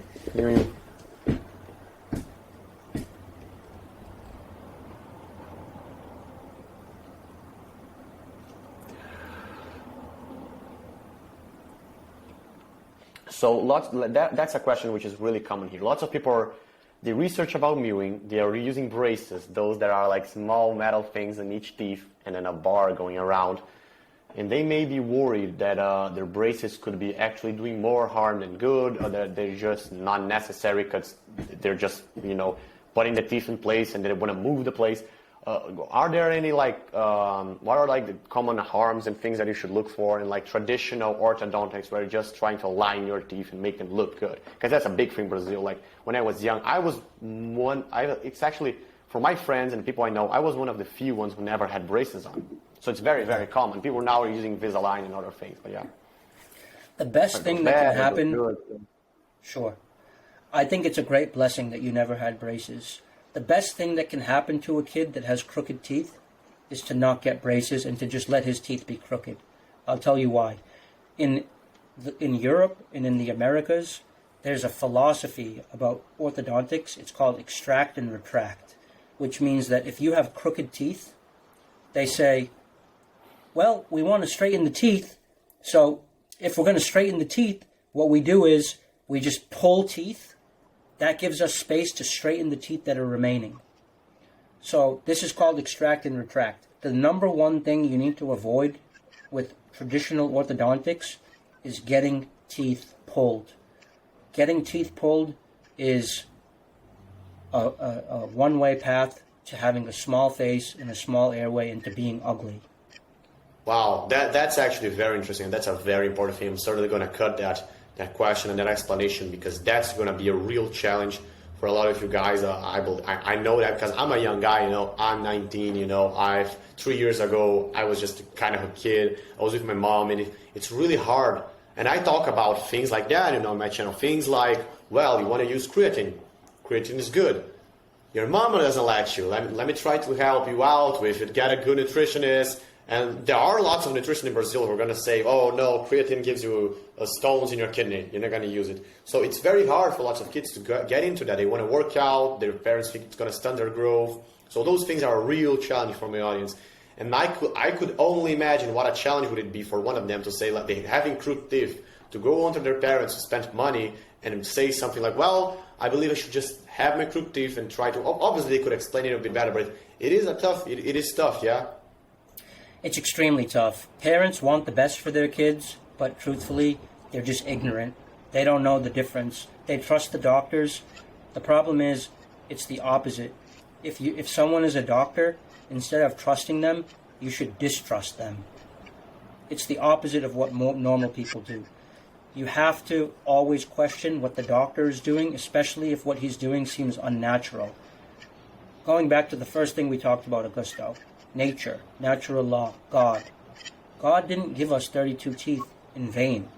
He gave us 32 teeth for a reason. And if there's a doctor who wants to take you down to 28 teeth or 24 teeth like I have, I only have 24 teeth because I had 4 premolars and 4 wisdom teeth. That should set off an alarm in your head. You should say, why do they want to remove my teeth? Don't I have teeth for a reason? And you should question that. When it comes to dealing with your parents, I talk to a lot of parents, bro. I can't even tell you how often I talk to parents because, like I said, I offer one-on-one coaching through my channel. All the time, bro, people want me to talk to their mom and dad. They say, hey, I know this is what's right. You have to talk to my mom because she's not believing me. And so sometimes what you need to do is you need to find the right orthodontist. So, for example, in Brazil, it might be Dr. Brunetto. And then take your mother and father with you to see him, because if he can explain it to them as a doctor, or if you can get someone like me to explain it to them, even though I'm not a doctor, sometimes that helps for them to hear it from someone who's not you. Yeah, I think that's a big thing for you guys. Like, I talk a lot about similar things. So if you're trying to drop out of university, if that's the thing you want, take creatine, go to the gym. It's always hard for your parents to believe in you. And I always say that because you're in that position. You're in a position, son, father, he's going to feel challenged. He believed that his whole life. And it may be hard for him to see the difference between just a teenager trying to be different and trying to challenge his father and like someone who is actually trying to explain something to him. So it's very important for you to show examples and get other people to explain to him, other people to talk about him, if he has friends, if you have a grandfather. If you can make sense with someone else, that can really go a long way. And just like Ron said, if you can get him to talk to your parents, or if you can get someone that's a doctor, perhaps he's in a position of authority and everything, that can do wonders. I agree. Yeah. But one thing is for sure, Augusto, you're better off doing nothing than doing the wrong thing when it comes to your mouth and with your face. So let's say you're 14 years old and you have really crooked teeth, but your parents won't take you to see Dr. Brunetto, and they want you to go to the regular orthodontist, and that orthodontist wants to pull your teeth. Just do nothing. Just wait. Just wait, bro. That's crazy. Yeah, that's actually something I'm going to talk with my brother, because my brother, he uses Invisalign, and I never really understood it was. He just put it in. It was actually extremely recently. He's 12 years old. He was extremely young. He just got Invisalign. I talked to my mother, well, why? Because you look at his teeth. They're not crooked at all. So I was very surprised that he would be using anything. And so he got Invisalign. She was like, oh, yeah, it's going to be quick. She just wanted it. He also even actually did use some type of expander in the past, which I didn't even know because I'm not that close to him. So he used some type of expander, which you had to like switch things for a few months. And now he's using the Invisalign. So that could actually be do way more harm than good, yeah. It could. If you're not sure whether or not you're being expanded or retracted, you're better off just leaving it alone and having crooked teeth. I think he's being expanded, but he's being expanded in the teeth, yeah. So that's weird, yeah, because he did use an expander, not through the bone, but through the teeth. He's very young, but still, yeah. Yeah, a little bit of that is okay, actually, Augusto, especially for a young guy. A little bit of that is okay. I always say tooth-borne expansion should be the sauce, not the meat. Meaning a little bit is okay, but what it shouldn't be is the primary course. It shouldn't be, oh my God, I'm so narrow, my intermolar width is 30 millimeters, where really in reality it should be more than 40, and I'm going to try to get 10 millimeters with Invisalign. That's bad. But if it's just like he has crooked teeth, and the doctors are just going to like puff him out a little bit so his teeth get straight, that's actually okay. I see. That's good. I'm going to check this out. Let's take a look at some questions. So that's a very common one. Got 11 likes. I did do an upvote thing, an upvote system. This one, 11 likes. Like, when I open my mouth, it makes a sound. I'm scared. what can I actually do to fix it? So I believe what he's talking about could be a sound of TMJ or anything. My girlfriend has that when she goes close to me and she does, it's almost like popcorn. And I'm like, oh my God, because I deal with that in the knees. I talk with knees over toes guy. It was an extreme pleasure. I admire him a lot. He's an excellent content creator. He talks about the ATG split squats and everything. And I deal with people who have like popcorn knees and everything. And we can fix that actually. We can strengthen the vastus medialis. We can strengthen the quads. We can do Nordic curls. You can strengthen your calves, your tibialis. You can strengthen the muscles that surround your knee. And even people who have extremely bad knees, they can lead not only normal life, but they can do extreme acts of athleticism and dunk and run marathons, which is really, really crazy. So I believe there must be something to do about these people who have popcorn jaw articulations, what they could do. So the knees and the jaws are a little bit different. When you have popcorn knees, you can fix that by yourself using knees over toes guide methods, for example. With the jaws, it's a little bit different. And this is actually true of the jaws in general. It's the one part of the body, Augusto, that we can't fix using totally natural methods if we pass a certain point of no return. For some people, they can. For me, for example, when I started at age 24, I couldn't. If you have temporomandibular joint disorder, TMJD, and you have popping and clicking in your jaws, this means that your temporomandibular joints are out of order. So I was thinking about that. Is it similar to having a disc out in your spine or something like that? It is, except even a slip disc in the spine, you can fix it yourself, I would argue, if you train and if you have good enough posture. But so think of it like a slip disc, but in the temporomandibular joint. That's what's going on. That is caused by your teeth not having the correct alignment. So our temporomandibular joint position is determined by the cusps of our teeth. As a rule of thumb, the teeth will always determine the bite. Because when we bite, we need to make contact so we can chew. And our teeth are going to find the position where the grooves of the teeth, the cusps, they rest inside of each other in a perfect fit like a puzzle. So if your teeth right now are arranged so that when you bite, the cusps come together, but it's crooked and it puts your joint stressed, the only way you can really fix that is by fixing your teeth. So, in summary, you can't fix teeth by yourself. To fix temporomandibular joint disorder, which is typical of what causes clicking, you need to move your teeth. You can't do that by yourself. You need to go see an orthodontist who understands temporomandibular joint issues. He needs to do a cone beam scan, which is a 180-degree x-ray. He needs to see exactly what's going on inside your joint, and then he needs to design a bite for you that's going to put your joint into a healthy position, and that's how you fix TMJD. Oh, really? You don't? I was thinking that because when people slip discs, it can go bad sometimes. They can go bone to bone. The disc can not only slip, but sometimes the disc is so damaged that some bone is actually touching bone. That causes a lot of problems. And I was thinking that temporomandibular joint, it could be something like that some type of tissue in there could be so damaged that it could be bone in bone, and that you perhaps wouldn't like some type of surgery and someone to put a puffy thing in there. Is that common, or you really see lots of people just fixing their posture? Posture of their mouth with an orthodontist. Yeah, what you're describing absolutely happens in the temporomandibular joints. There's surgeries that are temporomandibular joint replacement surgeries. They literally cut out the joint because it has so much degeneration and resorption from being in an unhealthy position for so long. You have to replace it. You can't heal it. It's exactly like any other joint in the body where after a certain amount of time, if you leave it unhealthy, it just completely dies. So that happens. But for young people, Augusto, that's rare. For young people, usually the joint can be saved if they just fix the cause. The cause is the misalignment. If they can get the alignment straight, the joint can heal. But for like people in their 30s, 40s, 50s, older, yeah, sometimes those people need to get a joint replacement. That's nasty, man. That's a nasty surgery. Yeah, I imagine that. Michaela Peterson, the daughter of Jordan Peterson, had like ankle replacements and I believe elbow replacements and everything. So that really is. That needs to be a bad thing. Yeah. So if you're having TMJD, don't ignore it. go get it addressed. The younger, the better. That's good. That's a good one. Let's go through some of these. There are some here asking about the risks, and it's really funny because I put it in a forum so people can chat about it. And this one had quite a bit of a chat. The question originally was, is there any risk to health? How could it be bad? Could it not? And a guy citing a video of an experience of what not to do.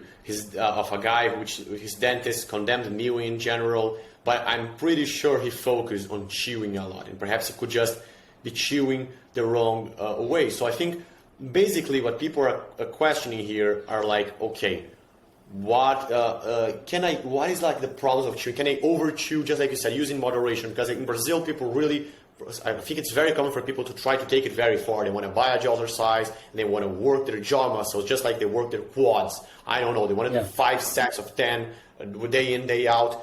Is the jaw perhaps a bit more sensitive to lots of volume compared to like the biceps or something like that? It is, but I stand by what I said earlier. I think if you listen to your body and you have really good interoception, I think you can push your jaws. You can train them hard, just like a bodybuilder who has skill and who has good form can train really heavy and really hard. The jaws are the same.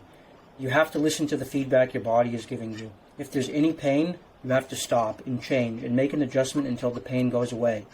But if you want to be safe, you can err on the side of less and you can still get good results. So going back to what I said earlier about chewing, a good baseline for chewing is just eating meat twice a day and chewing it thoroughly. That's a good baseline. That enough by itself will give you gains. Then on top of that, what I recommend is get a nice firm gum like this. This is stronger gum. I sell this through my channel. It actually comes from another YouTuber called Tomazzo, but you can find it in the link in my description. It's a little bit firmer than regular gum, but it's not crazy hard like mastic gum. Some gum, bro, that mewers use, it's freaking too hard, and it breaks your teeth, and it can really cause problems. This gum is harder, but it's not super hard. So what I do is I think it's a good goal. You would chew this maybe 20 to 30 minutes a day, and that's enough, man. And you don't need to chew it 2 hours a day. That's really interesting. I like your approach because you see, Ronald's really hardcore into this. He made his life to help people with this. And I would expect something even different because here in Brazil, even I did this a lot. People want to almost like schedule workouts for it. I want to have abs. Okay, every morning I'm going to do 1,000 crunches or things like that. And when I started mewing, I bought the chisel, was really excited, was able to get it through Europe and everything. I was like, okay, every day I'm going to do like 20 minutes. I'm going to do 3 sets of 10 and 3 sets of this, and then I'm going to get the harder one, and then I'm going to focus on mechanical tension, and then I'm going to get the lighter one, and then I'm going to have some anabolic stress, like do lots of reps. And really, it's hard to maintain because it's out of your workout schedule. It's really not as easy, but you're preaching something that is way more natural, way more easy. You just eat some meat, and if you want, you just get gum going. You can do anything while you're using the gum. Yeah, that's really good, I believe.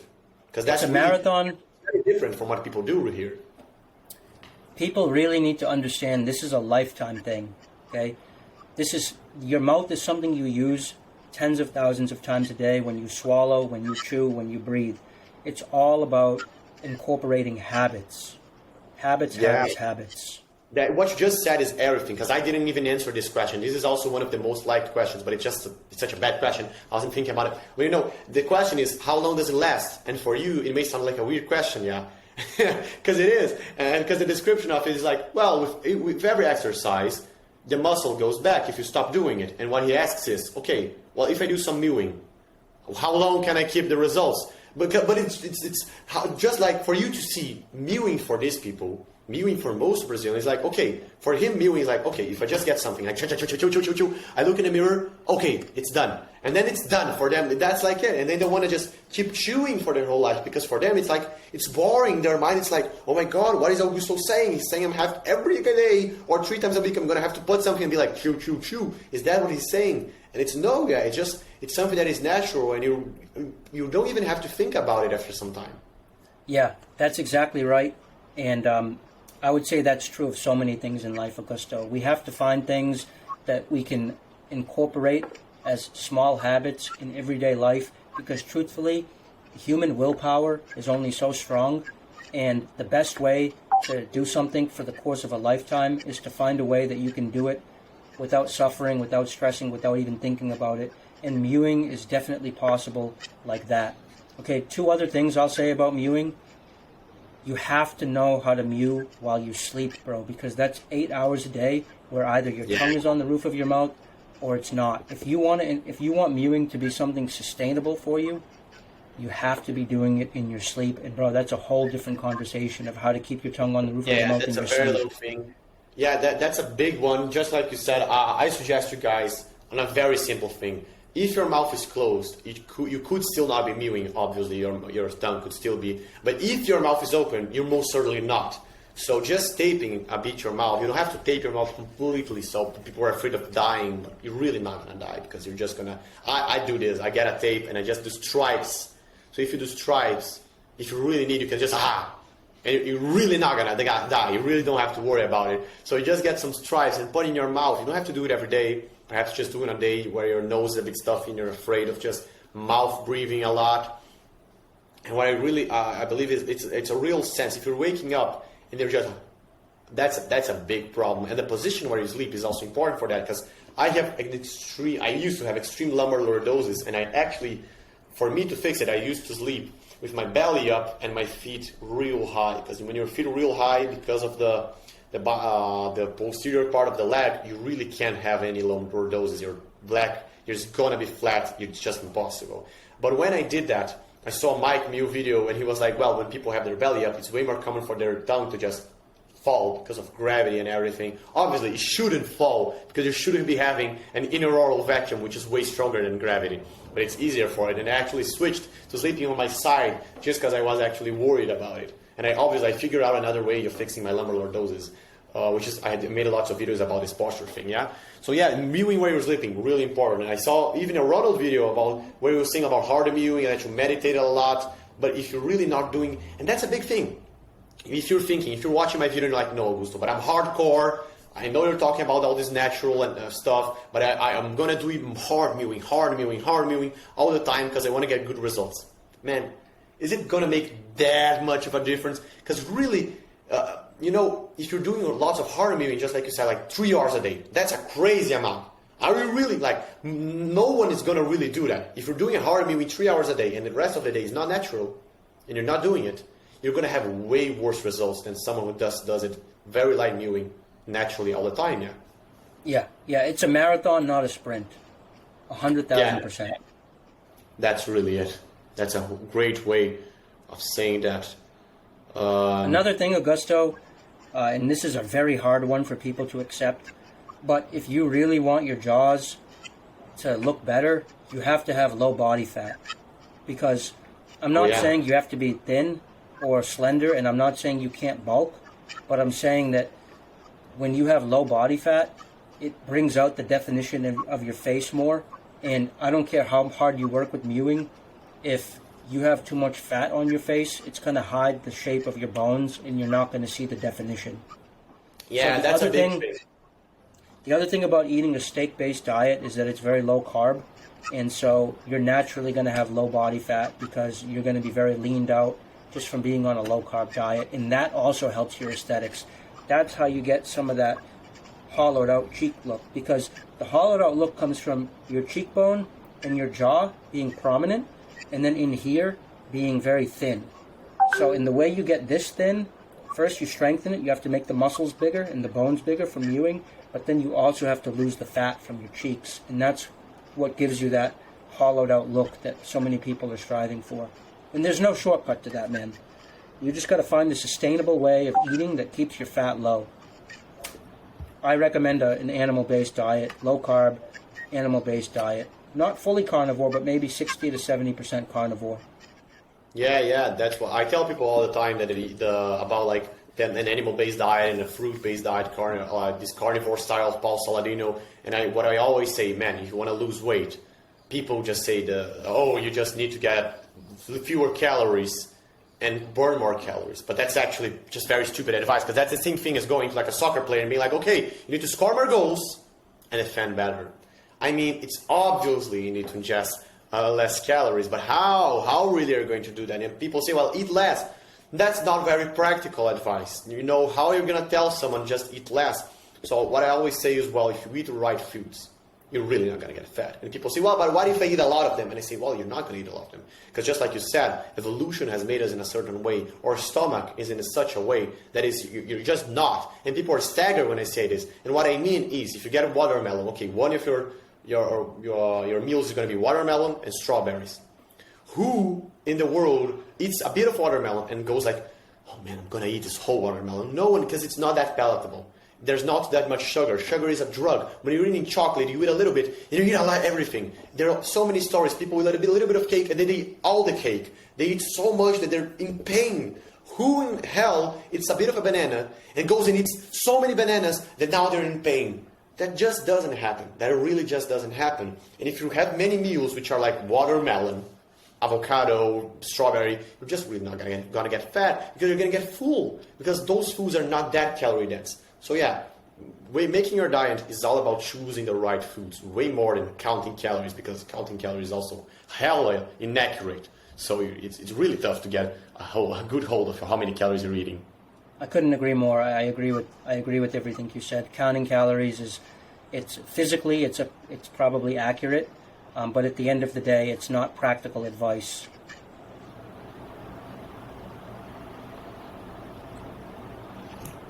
That's good. That's good. So you see, most of the questions here are really about the masseter exercises. So people are really asking if you should do masseter exercises, what exercises should you do, is the jawline works, or what are the best exercises for mewing? Because people are really focused on that getting. Sure, man. I can address that. I know that I've been preaching a lot of marathon, not sprint, but obviously I've thought a lot about sprinting exercises for mewing and intensive hard mewing stuff. Here's what I think. If you want to know the ultimate mewing exercise, it's a headstand. Okay? If you can stand on your standing on your head. Now standing on your head. Yeah. It's the ultimate yoga pose. It's like the final stage of hatha yoga is headstand, and I think that's not an accident because it's also the ultimate exercise of mewing and of health in general. By being the ultimate exercise of mewing, it's the ultimate health exercise. When we stand on our head, we cannot do that without mewing. You can't stand on your head with your mouth open. Your mouth is closed and your tongue is pressed up on the roof of your mouth. And you're strengthening your neck like crazy, right? Yeah. And when you stand on your head, you're compressing the bone between your head and the tongue. You're making a sandwich like this. The earth, your head, it's crazy your tongue. Pressure, way more than you ever could just tongue pressing. It's insane pressure. And it's good for the neck, which I think any good mewing exercise is going to incorporate the neck, because it's one system from the neck up. And truthfully, it's all connected from the tip of your head down to your toes. But for the purposes of mewing, don't think about it in terms of the jaws, and don't think about it in terms of the full body, but do think about it in terms of the neck up. Don't forget about your neck. So when we accept that headstand is the ultimate mewing exercise, then I would say progress to a headstand, and everything you do between now and you getting to a headstand is hard freaking mewing. So that might be, right now that might be neck rolls, like Mike Tyson did to train, right? Yeah. So it's like a headstand, but your knees and feet are still on the ground.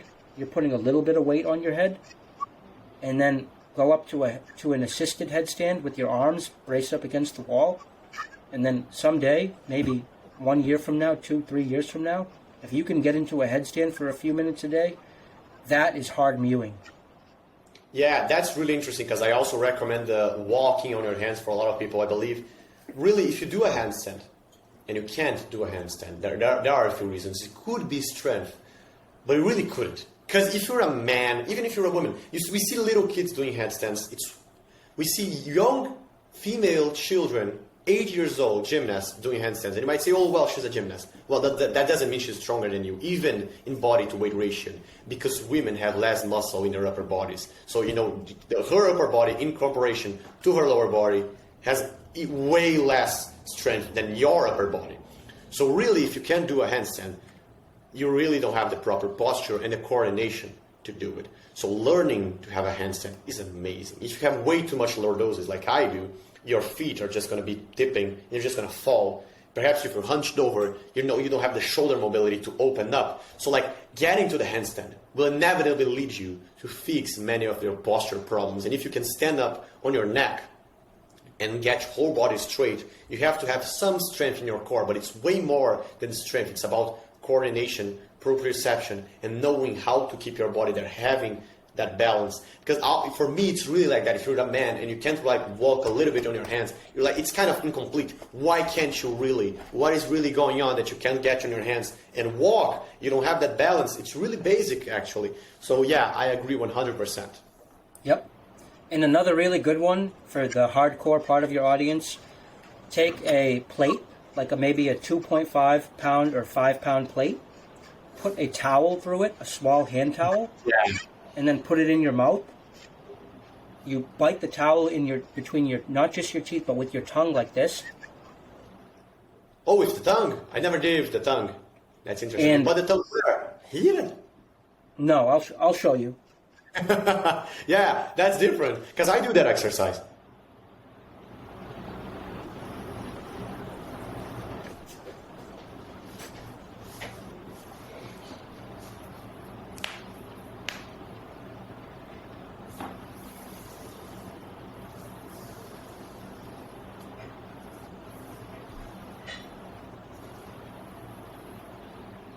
While we are waiting for Ronald to show the exercise, I'm going to tell you guys, I also do this exercise. I put a towel in my mouth and I do neck curls. Yeah.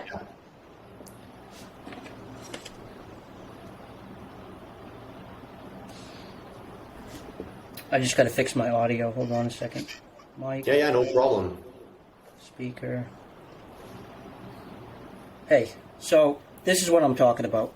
This is something that professional boxers do. So you take a small plate, right? And then you take a bandana. You put it like this. And then you bunch it up like this.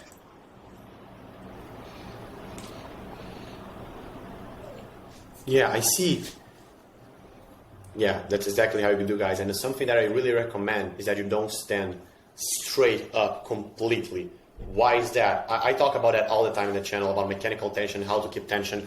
And really, if you stand straight up, you guys, I hope you guys know that. But then, when you do it, and you've already done it, it's just a straight line of force. Your neck extensors, which is this part, is just in line with the weight. And that's not good for tension. So you hunch, you go a little bit forward, and when you're contracting, the weight's still pushing here. If you're here, and you're just straight up, holding the weight, and you relax, you stay here. If you're here, and you relax, boom, you drop. So peak contraction is really important. Just position yourself a little bit forward. That is a great exercise, but how does really the tongue come into it? Because I was not able to check it. So what a lot of people do when they do this is they ignore the tongue, and they just bite this with the teeth like this. As you can see here. See how there's nothing in the middle? See how I'm just... Yeah. That's wrong. That's only using your teeth.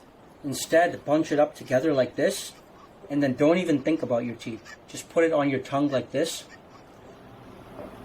Oh. I see. And the tongue is also kind of pressing up with the tongue is the only thing pressing up. You're not even using your teeth. You're just squeezing the handkerchief with your tongue like this. I see. So that's the interesting, guys. You can do two variations of this exercise, I believe. One in which you're using lighter weights and you're pressing with the tongue, and one in which you're using a bit more of your teeth to really target the neck extensors. Because when I do it, I do it with cables, and I go kind of heavy. And then I believe that if I had to use most of the tongue to press up, the thing would I would just not be able to. And that's actually a great exercise. If you want to exercise your masseter, because that's the main thing you guys want, obviously, to get this giga chat look, to have the wide masseter. I already used the chisel a lot, so I know what I'm talking about when I'm comparing those things. I feel my jaw even better, which is crazy, when I do an isometric contraction for a whole MMA workout holding the mouth protector, or when I'm working on my neck really well and I'm just pressing up and doing side to side neck curls and neck extensions. So really, I believe all you really have to do is the standing on your neck.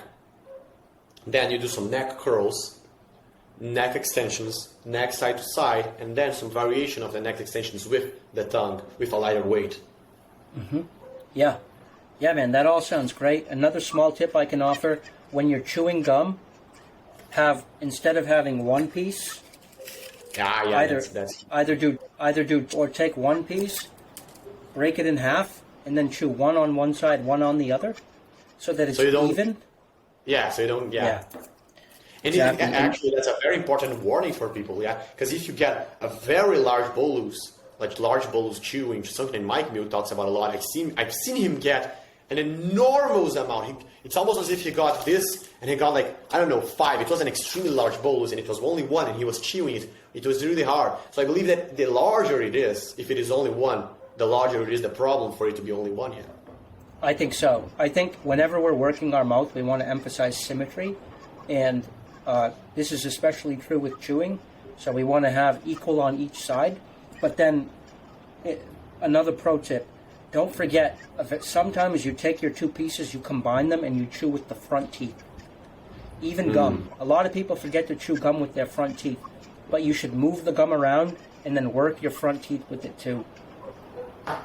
And another tip, it's really, really, really important to use your front teeth when you're chewing sometimes. So for example, it's good to take a really hard fruit, like an apple, and bite into it with your front teeth and rip the piece out. Don't just cut the apple. Bite into the apple like a squirrel eats a corn, an acorn. When the animal picks up the acorn, they pick it up like this and they go, they don't cut it into pieces and put it on their molars. They bite right into it like this. Yeah. And this is really important for humans to do as well, whether it's by ripping steak or by eating an apple or something like that. That's great. That's great. Let's see right here. So yeah, basically, there are only 2 questions left, which are different from the others. The first one is which, I believe this has already been answered, so we can go through this briefly, but it's which face shapes are most benefited with all of this, and is there something that you need to do? For me, I believe it's really all face shapes which have a small maxilla or they can't really mew because they can't breathe. Right? Basically, he's asking which face shapes are most benefited with mewing. But really, anyone who cannot mew is benefited with mewing, and who can mew should just keep mewing. Yeah. The people who don't need mewing are already mewing, and that's why they don't need mewing. Yeah, that's one of my friends. He has a decent jawline. He looks good. He's very aesthetically pleasing. And I was talking to him. I was telling him about mewing. I was like, mewing is this amazing thing. He was like, well, what do we really do? And I was like, yeah, you put your tongue in the roof on your mouth. And he was like, well, I already do that. Well, everyone does that. And I was like, well, no, but you really press it. And he was like, yeah, I don't press it, but it's there. It's kind of pressing. I was like, and I was surprised. I was like, is it always there? And he was like, well, when I'm eating, it's not there. It's always there. And that's when I started realizing that it's a really natural thing. It is a really natural thing, and you can see it in professional athletes. They hardly ever have their mouth open. This is true of real extreme sports like American football and like MMA. You just cannot have your mouth open. In sports like basketball, you see it more often, but in the truly hardcore sports where you see the guys with the really good skulls, they're just mewing naturally. And the proof of this is that their mouths are always closed, even when they're sprinting full speed. They sprint full speed and they look for the ball with their mouth closed. They don't even think about it. Yeah, that's really interesting. So that really takes us through all of the questions I had. I was really, really, really thankful to do this with you. I believe this is an extremely long and a complex video, but it's a long term, just like this video. It's a marathon, it's not a sprint. So I'm very happy to have it in my catalog, to be able to point at it when people need general tips about mewing and they want to go a bit more in depth. I believe I'm doing a great work, just like I said before, on this ladder of responsibility for people that want to know more about mewing and they're not able to speak English and they really want to get into it. I believe that's going to be amazing for them. I think this is just gold, because in Brazil, like, I researched a lot, but my English was not so good and you really can't find much. Dr. Brunetto doesn't have Instagram, doesn't have anything. You can find the guy. I don't know how some people did find him, but he really doesn't have anything. So this was extremely pleasant to me. Brother, it's been my pleasure. It's been an honor to be able to join you on your channel. I'm so impressed with the work that you've done. I can't believe, how much good you're doing in the world by sharing your beautiful life, your beautiful body, your beautiful habits, your beautiful mind. It's also good. It's been really, it's been an honor to have been part of your channel. Okay, and if anyone wants to learn more about my tiny niche of jaw-related health, face-related health, airway health, they can see my channel. It's JawHacks, no space, JawHacks. I'm on YouTube, Instagram, TikTok, Twitter, every platform. You can see me there. If you want to talk to me one-on-one about your own face, you can sign up for a chat, although the chats are closed until May. But I thank you, man, for the opportunity to come and reach a wider audience through your audience. Yeah. I'm really thankful for it. This is just an amazing experience. So you guys are going to see more of this. I'm completely planning on talking more about mewing and really bringing you guys on this. So we'll end the video now. As I said, if you want to go onto his channel, if you want to watch more self-improvement videos, if this, by a miracle of God, is your first video seeing me and not a TikTok or a short video, if you really just hopped on straight in a 2-hour video and is here until the end, you're a G, man. And you can check my link in bio with my beacons for all of my videos, all of my socials. If you want to work with me, my media kit with all the info, all the prices, absolutely everything is link in bio in my beacons. Thank you so much.